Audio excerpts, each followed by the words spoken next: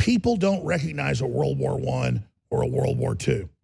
They don't recognize something that hadn't happened in a long time until it's happening to them. And there's no doubt now that we're in that period that leads to giant wars, famines, and mass death. And I hate to be the guy here announcing that like some prophet of doom.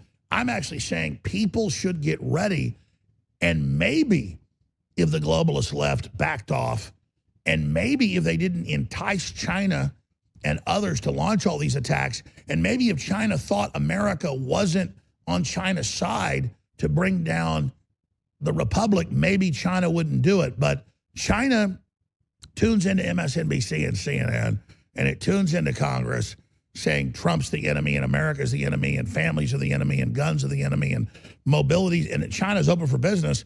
They take that as a green light to keep going. And the average American thinks it's fashionable and cool to attack America and to attack freedom. And they don't know they're summoning the Armageddon. They're summoning the battle of the gods, the Doomer Gamarong, the Uber Gamarong, the end of the world potentially. And so the idea that a virus that's killed less people in the United States than the flu killed in 2018, the idea that we need to take forced inoculations and stay in our homes and wear a mask, all of this is a ritual of submission.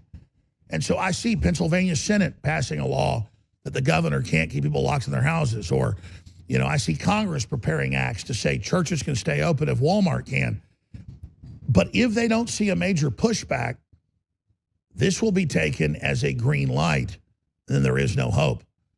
The virus is real, and it came out of a Wuhan bioweapons lab, but only so big foundations could own the RNA of the virus to have a vaccine later. They couldn't patent the regular cold virus, which you can't have a vaccine for because it mutates. So you create a new cold virus, it's a chimera, then you can patent that and own the vaccine, own the hysteria, own the test, own the societal control.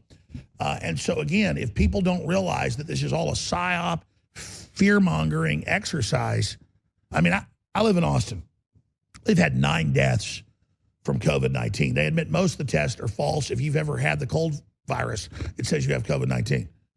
That's Travis County with 2.5 million people in it, not just Austin, okay? And they've had 9 dead people. The flu killed thousands here this year.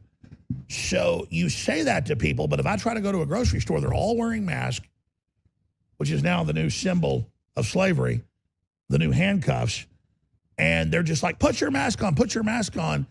And so it's that rallying the public into the stampede, into the crazy-eyed hysteria that, again, summons the globalists to make this a permanent emergency they're now announcing, and apps with Google and Apple merge to surveil where you go and what you do, and forced inoculations. And Bill and Melinda Gates with their ID 2020 saying, oh, we're going to put a digital tattoo ink in the vaccine. You won't be able to see it, but it'll prove you've had it so we can scan your body.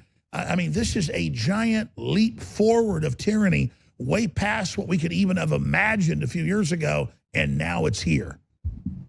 Yeah. 14 years ago, then the real bioattacks are going to come because we've proven we'll sit in place and submit when the next big one comes. Because there's the number one thing I'm going to tell you today. The globalists are scared of releasing a real bioweapon that's actually killing 30, 40, 50, 60, 70, 80, 90% of people like a man-made mousepox would do. So they need to drill you with something that doesn't really kill a lot of people to show that you lock down, you put the handcuffs on, you stay in your house when the drone flies over and sprays it out. Then the robots come along with a trash truck, pick you and your dead family up, throw you in the back.